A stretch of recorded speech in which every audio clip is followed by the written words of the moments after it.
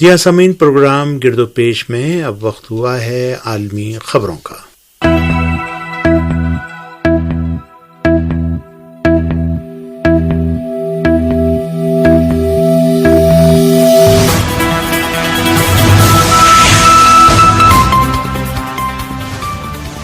بسم اللہ الرحمن الرحیم۔ ریڈیو تہران سے عالمی خبروں کے ساتھ حاضر خدمت ہیں۔ پہلے پیش خدمت ہیں اہم خبروں کی سرخیاں۔ ایران کے کسی شہر پر کوئی بیرونی حملہ نہیں ہوا۔ اصفہان میں مشکوک مائکرو ڈرون نظر آنے پر ایئر ڈیفنس سسٹم نے فائرنگ کی تھی۔ اگر سیونی حکومت نے پھر کوئی غلطی اور معمولی سی بھی جارحیت کی تو اس بار ہمارا جواب بہت سخت ہوگا، صدر ایران۔ فلسطین کے موضوع پر سلامتی کونسل کے اجلاس سے ایران کے وزیر خارجہ کا خطاب، سیونی حکومت کو مہم جوئی چھوڑنے پر مجبور کرنے کا مطالبہ۔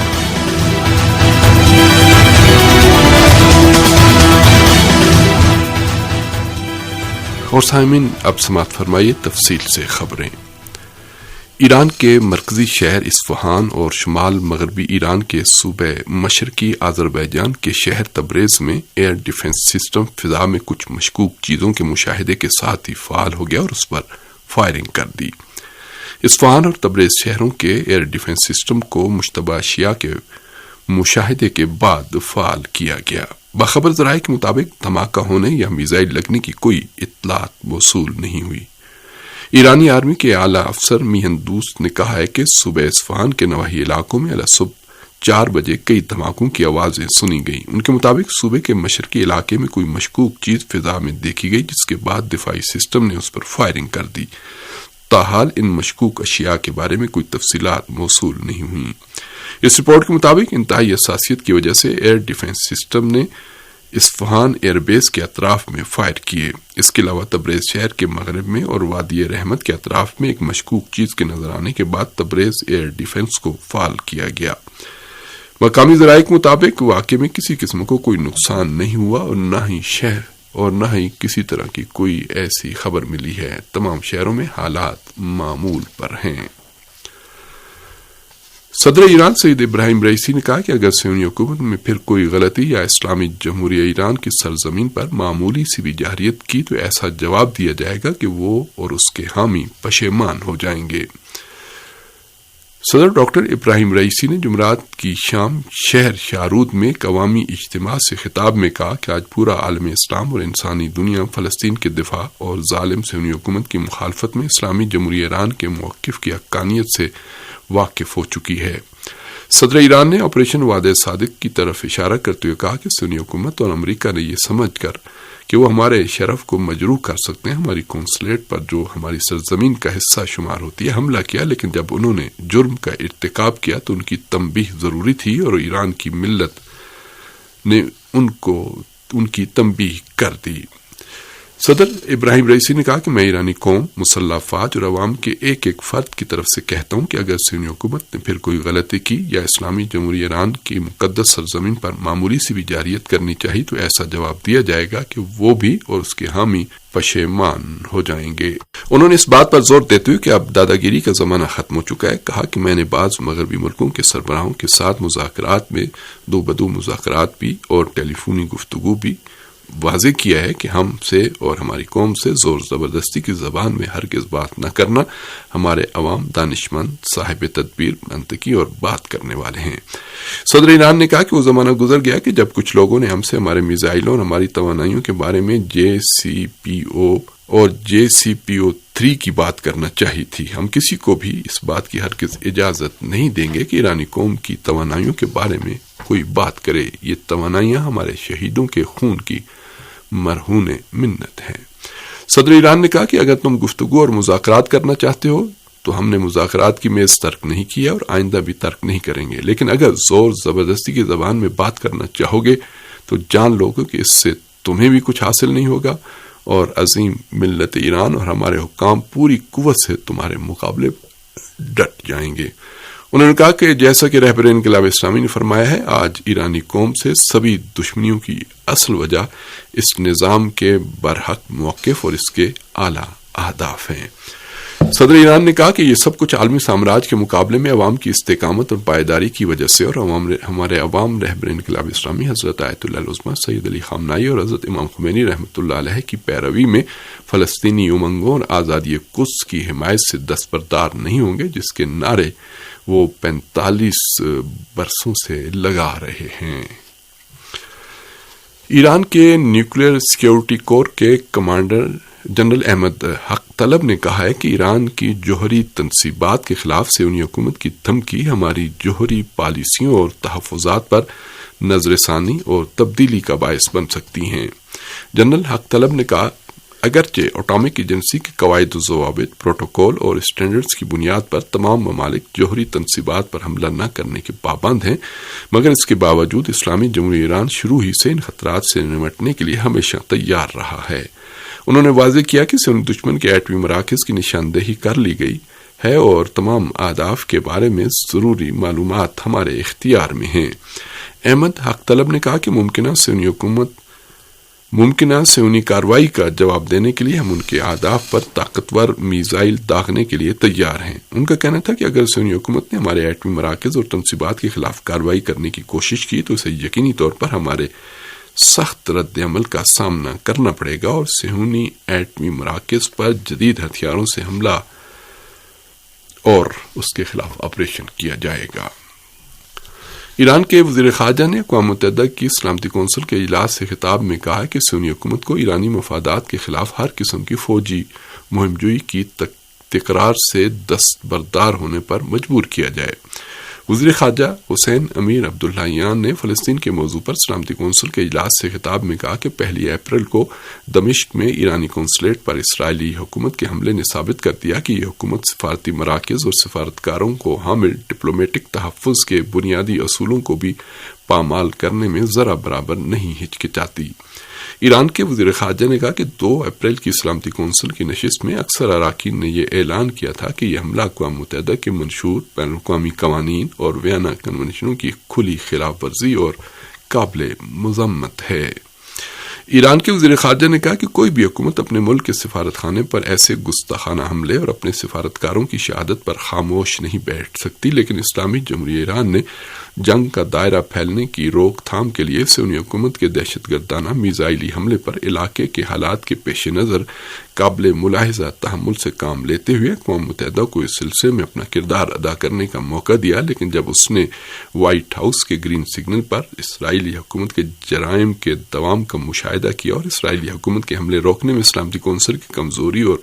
عاجزی کو دیکھا تو پھر اپنی سفارتی مرکز پر حملے اور اپنے اقتدار اعلیٰ کے خلاف جارحیت پر تحمل اس کے لیے ممکن نہیں رہا۔ بنابراین 13 اپریل کا جوابی حملہ ضروری تھا، کیونکہ اولاً ایران کے پاس اس کے علاوہ کوئی دوسرا آپشن نہیں تھا، دوسرا یہ حملہ نہیں تھا بلکہ سیونی حکومت کے جرائم اور ایران کے مفادات بالخصوص شام میں ہمارے سفارت خانے پر اسرائیلی حملے کے جواب میں کیا گیا۔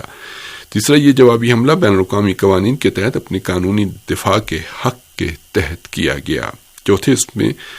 لوگوں اور غیر فوجی مراکز پر حملہ نہ کرنے کے اصولوں کی مکمل پابندی کی گئی۔ پانچویں یہ حملہ اسرائیلی حکومت کی صرف 2 فوجی مراکز تک محدود تھا جہاں سے ہمارے سفارت خانے پر حملہ کیا گیا۔ بنابراین یہ حملہ وسعت اور فوجی ضرورتوں کے لحاظ سے محدود اور مناسب تھا۔ وزیر خارجہ حسین امیر عبداللہیان نے غزہ کے خلاف غاصب سیونی حکومت کی جارحیت جاری رہنے کی جانب اشارہ کرتے ہوئے کہا کہ سلامتی کونسل جنگ فوراً بند کرنے اور غزہ کے عوام تک امداد پہنچانے کی اپیل پر مشتمل 3 قراردادیں اور 1 بیان جاری کر چکی ہے، لیکن اس کا کوئی نتیجہ برآمد نہیں ہوا۔ انہوں نے کہا کہ سلامتی کونسل سرکش اور باغی اسرائیلی حکومت کو لگام دے اور غزہ میں جنگ اور نسل کشی فوری طور پر بند کرائے۔ ایران کے وزیر خارجہ حسین امیر عبداللہیان نے اقوام متحدہ کے سیکرٹری جنرل انٹونیو گوتریس سے بھی ملاقات کی۔ اس ملاقات میں حسین امیر عبداللہیان نے جارح سیونی حکومت کے فوجی اڈوں پر ایران کی مسلح افواج کے حالیہ حملوں کو دفاع کا جائز حق اور بین الاقوامی قوانین کے عین مطابق قرار دیا۔ انہوں نے واضح کیا کہ ایران نے وسیع پیمانے پر کارروائی انجام دینے کی صلاحیت کے باوجود سیونی حکومت کے فوجی ٹھکانوں کے صرف اس حصے کو نشانہ بنایا جہاں سے دمشق میں ایران کے سفارت خانے پر حملہ ہوا تھا۔ پاکستان نے اسرائیلی حکومت کے غیر ذمہ دارانہ اقدامات کو علاقے میں کشیدگی کی بنیادی وجہ قرار دیا ہے۔ اسلام آباد سے موصولہ رپورٹ کے مطابق پاکستان کے دفتر خارجہ کی ترجمان ممتاز زہرا بلوچ نے کہا ہے کہ سیونی حکومت کے غیر ذمہ دارانہ اقدامات خطے میں کشیدگی کے بنیادی عامل ہیں۔ انہوں نے کہا کہ دمشق میں ایرانی قونصلیٹ پر غاصب اسرائیلی حکومت کے حملے سے حالات میں کشیدگی بڑھ گئی ہے۔ پاکستان کے دفتر خارجہ کی ترجمان نے تہران اسلام آباد روابط کی اہمیت پر زور دیتے ہوئے کہا کہ ہم صدر ایران ڈاکٹر سید ابراہیم رئیسی کے دورہ اسلام آباد کے منتظر ہیں۔ یہ خبریں ریڈیو تہران اسلامی جمہوریہ ایران سے پیش کی جا رہی ہیں۔ شہدائے غزہ کی تعداد 34,000 کے قریب پہنچ گئی ہے۔ فلسطین کی وزارت صحت نے جمعرات کی شام اعلان کیا ہے کہ شہدائے غزہ کی تعداد 33,977 ہو گئی ہے۔ اس رپورٹ کے مطابق غزہ پر 195 دن سے جاری غاصب سنی حکومت کے حملوں میں شہید ہونے والوں کی تعداد 33,970 اور زخمیوں کی تعداد 76,770 ہو گئی ہے۔ فلسطین کے محکمہ صحت نے بتایا کہ غاصب سنی حکومت کے فوجیوں نے گزشتہ 24 گھنٹے میں غزہ کے مختلف علاقوں میں 7 بار حملے غزہ میں فلسطین کی وزارت صحت نے اسی کے ساتھ بتایا کہ اس وقت شہر غزہ اور شمالی غزہ پٹی میں مختلف مہارتوں کے ڈاکٹروں پر مشتمل میڈیکل ٹیموں اور فیلڈ ہاسپٹلز کی اشد ضرورت ہے۔ اشرف القدرہ نے کہا کہ سیونی فوج کے وحشیانہ حملوں اور بربریت میں ہمارے مختلف شعبوں کے ماہر ڈاکٹر اور طبی عملے کے افراد شہید ہو چکے ہیں۔ فلسطین کے محکمہ صحت کے ترجمان نے مزید کہا کہ ہمیں شہر غزہ اور شمالی غزہ پٹی میں عوام کو بنیادی اور فوری طبی خدمات فراہم کرنے کے لیے ایسے عارضی اسپتالوں کی ضرورت ہے جن میں آپریشن تھیٹر اور خون وغیرہ کی جانچ کے لیے تجربہ گاہیں اور دیگر سہولیات موجود ہوں۔ فلسطین کے خبری ذرائع نے آج صبح شمالی مقبوضہ فلسطین میں راکٹ اور میزائل حملے کے بعد خطرے کے سائرن بجنے کی خبر دی ہے۔ سیونی میڈیا نے اعلان کیا ہے کہ خطرے کے سائرن کی آواز شمالی مقبوضہ فلسطین کی فضا میں ایک نامعلوم طیارے کی پرواز کے بعد سنی گئی۔ جمعرات کی رات کو بھی شمالی مقبوضہ فلسطین کے علاقے کریات شمونہ کو بھی میزائل سے نشانہ بنایا گیا۔ ان ذرائع کا کہنا ہے کہ کم از کم 4 میزائل جنوبی لبنان سے شمالی مقبوضہ فلسطین کے الجلیل اولیا میں کریات شمونہ ٹاؤن پر مارے گئے۔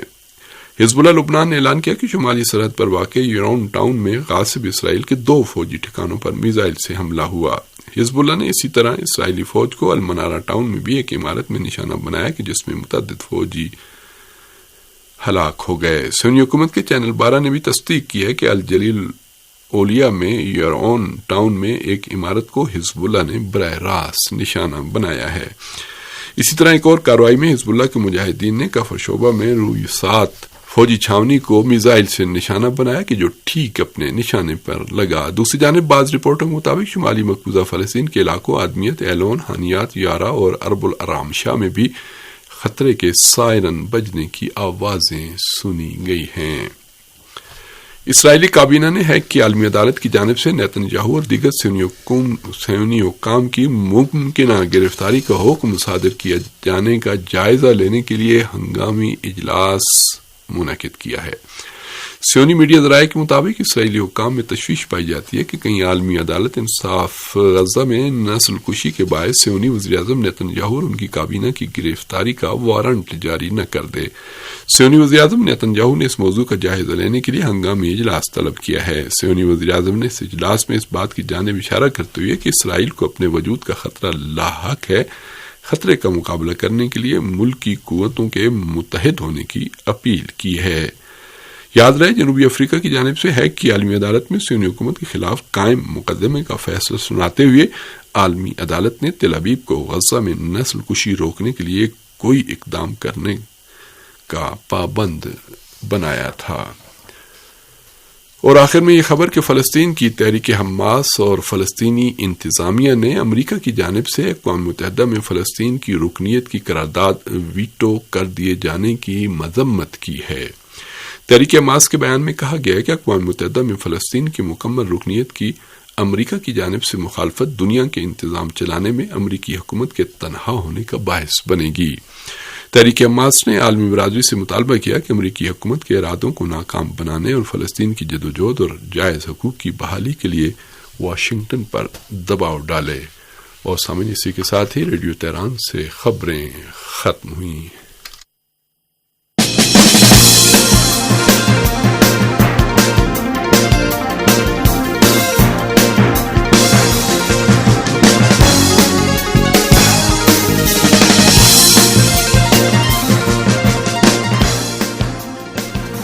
سامعین، ابھی آپ ریڈیو تہران سے عالمی خبریں سماعت فرما رہے تھے، پیش کر رہے تھے ہمارے ساتھی عباس سید۔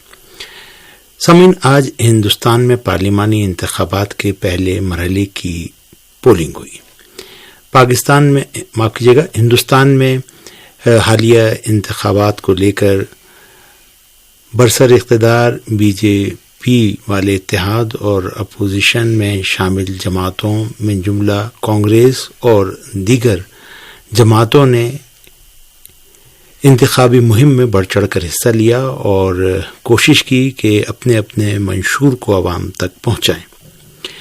ہندوستان میں حالیہ انتخابات کا آغاز اور پہلے مرحلے کی پولنگ، یہ سلسلہ جاری رہے گا اور 4 جون کو تمام ہونے والے انتخابات کے نتائج کا اعلان کیا جائے گا۔ بہرحال نتائج کے آنے میں تو کافی دن ابھی باقی ہیں، لیکن انتخابات کو لے کر ہم نے ہندوستان کے ممتاز تجزیہ نگار باقر کاظمی سے جب ان انتخابات اور پارٹیوں کے جوش و ولولے کے حوالے سے سوال کیا تو ان کا کہنا تھا۔ بسم اللہ الرحمن الرحیم۔ دیکھیے، آج جن انتخابات کا سلسلہ شروع ہوا ہے اور 7 مرحلوں میں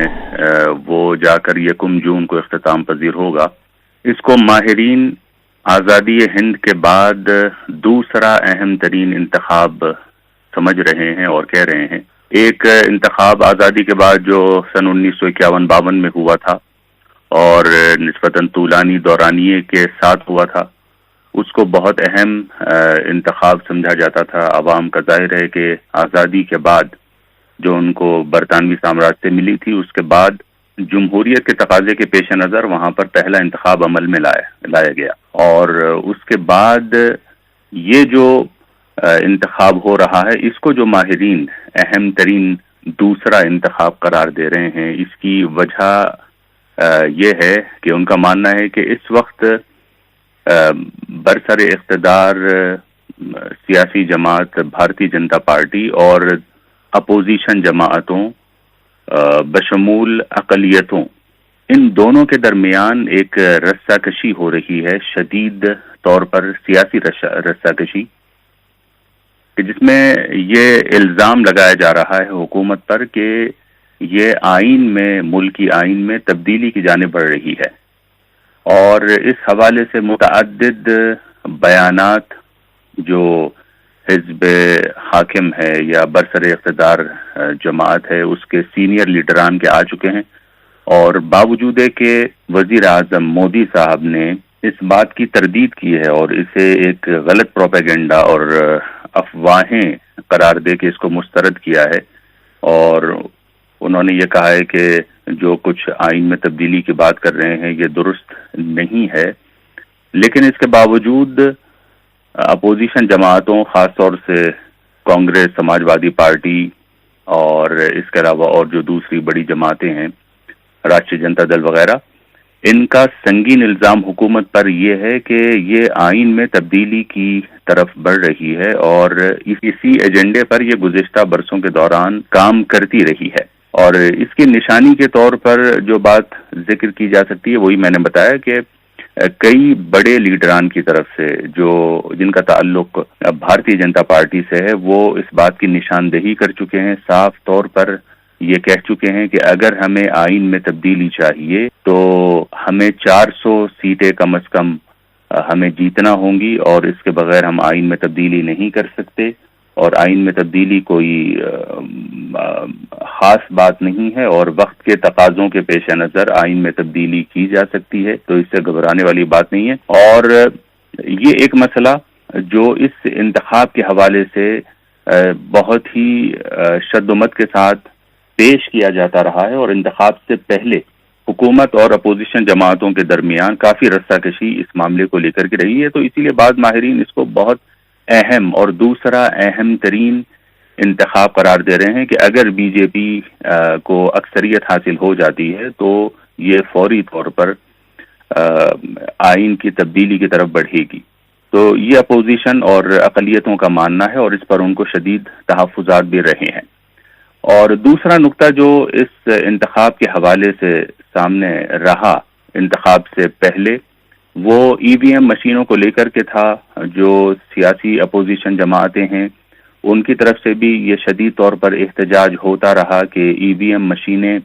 یہ بھروسہ مند نہیں ہیں، ان پر اعتبار نہیں کیا جا سکتا. اور سیاسی جماعتوں کے ساتھ ساتھ کچھ سینئر وکلاء، حتیٰ اس میں سپریم کورٹ کے وکلاء بھی شامل ہیں، انہوں نے باقاعدہ تحریک چلائی اس کے خلاف کہ ای وی ایم مشین کے ذریعے انتخابات نہ کرائے جائیں، ان کے نتائج کو آسانی سے تبدیل کیا جا سکتا ہے، اور یہ ماضی میں ہوتا رہا ہے. حتیٰ انہوں نے کھلا چیلنج بھی یہ کیا میڈیا کو بلا کر کے کہ آئیے ہم آپ کو دکھاتے ہیں کہ اس کا جو پورا پروسیس ہے وہ کتنی آسانی سے اس کو مینیپولیٹ کیا جا سکتا ہے، اس کے نتائج کو، اور اس میں تبدیلی کی جا سکتی ہے. اور ساتھ ہی اپنے چیلنج میں انہوں نے یہ بھی دعویٰ کیا تھا اور کہا تھا کہ اگر ای وی ایم مشینوں کے ذریعے انتخاب عمل میں نہ لایا جائے تو محال ہے اور غیر ممکن ہے کہ بی جے پی دوبارہ اقتدار میں آ جائے. تو یہ دو میجر ایشوز ہیں جو انتخاب سے پہلے رہے ہیں، اور انہی دو میجر ایشوز کی وجہ سے اس انتخاب کی حساسیت بہت بڑھ جاتی ہے. آج پہلے مرحلے کے انتخابات ہوئے اور پولنگ ہوئی، اس میں 21 ریاستوں میں اور باقی دیگر علاقوں میں ہوئے تھے، اور یہ سلسلہ 1 جون کو جا کے ختم ہوگا. ریاست یو پی ایک ایسی ریاست ہے کہ جس کے حلقوں میں 7 مراحل میں ووٹنگ ہوگی، اور یہ ووٹنگ کا عمل اس وقت جو ہے وہ بہت ہی شد و مت کے ساتھ اور زور و شور کے ساتھ جاری تھا. کوئی ابھی تک ایسی ناخوشگوار واقعی کی رپورٹ حاصل نہیں ہوئی ہے. بڑی تعداد میں سیکیورٹی فورسز اور سیکیورٹی اہلکاروں کو تعینات کیا گیا ہے. اور جہاں تک رہی بات جیتنے کی اور کامیابی کی، وہ برسر اقتدار جماعت بی جے پی کی طرف سے بھی بڑے دعوے کیے جاتے رہے ہیں انتخابات سے پہلے تک، اور اپوزیشن کی طرف سے بھی یہ دعوے ہوتے رہے ہیں کہ اب جو حکومت کے خلاف جو تحریک ہم نے چلائی ہے اس کے نتیجے میں بھارت کی عوام میں وہ بیداری آئی ہے، اور وہ سمجھ چکے ہیں، اور وہ اب اپنا صحیح انتخاب عمل میں لائیں گے، کسی دوسری سیاسی جماعت کو موقع دیں گے کہ وہ اقتدار میں آئے. تو اس طرح کی باتیں انتخاب سے پہلے رہی ہیں، لیکن اگر رزلٹ کے حوالے سے اور نتائج کے حوالے سے دیکھا جائے تو ہمیں اور دنیا کو 4 جون تک انتظار کرنا پڑے گا، اور 4 جون کو ان انتخابات کے نتائج باضابطہ طور پر سامنے آئیں گے. ووٹنگ کی گنتی اسی وقت اسی دن شروع ہوگی، اور آہستہ آہستہ بتدریج اس کے نتائج آنا شروع ہوں گے. فی الحال جو اندازے بتا رہے ہیں، اور دونوں طرف سے، حکومت کی طرف سے بھی اور کچھ حکومت نواز کچھ ایسے ادارے ہیں جنہوں نے اپنے طور پر یہ اندازے لگائے ہیں کہ ایک بار پھر بی جے پی برسر اقتدار آ سکتی ہے. اس کی پوزیشن کافی مضبوط ہے. اس کے لیے خود وزیر اعظم مودی نے بہت بڑے پیمانے پر تشہیراتی مہم چلائی ہے اپنی جماعت کے لیے، اور اس کے برخلاف جو اپوزیشن جماعتیں ہیں وہ بھی خوش بین نظر آ رہی ہیں مستقبل کو لے کر کے، اور ان کا بھی دعویٰ یہ ہے کہ اپوزیشن کی تحریک کے مقابلے میں حزب اقتدار بی جے پی، اس کی پوزیشن جو ہے وہ مضبوط ہونے کے بجائے، مضبوط ہونے کے برخلاف وہ کمزور پڑی ہے. اور اس میں جو بھارت جوڑو نیا یاترا ہو یا بھارت جوڑو یاترا ہو، اس کو بھی کریڈٹ دینے کی کوشش کی جا رہی ہے، کیونکہ انہوں نے راہل گاندھی کی قیادت میں ہونے والی ان دونوں یاتراؤں کا جو ایجنڈا، بنیادی ایجنڈا بتایا گیا تھا، وہ یہ کہ ہمیں عوام میں بیداری لانی ہے، اور یہ جمہوریت کی جنگ ہم نے حکومت کے خلاف شروع کر رکھی ہے. سامعین، ابھی آپ ہندوستان کے معروف تجزیہ نگار باقر کاظمی سے ہندوستان میں ہونے والے حالیہ انتخابات کے حوالے سے گفتگو سماعت فرما رہے تھے۔ اسی کے ساتھ ہی پروگرام گرد و پیش کا وقت اب یہیں پر ختم ہوتا ہے۔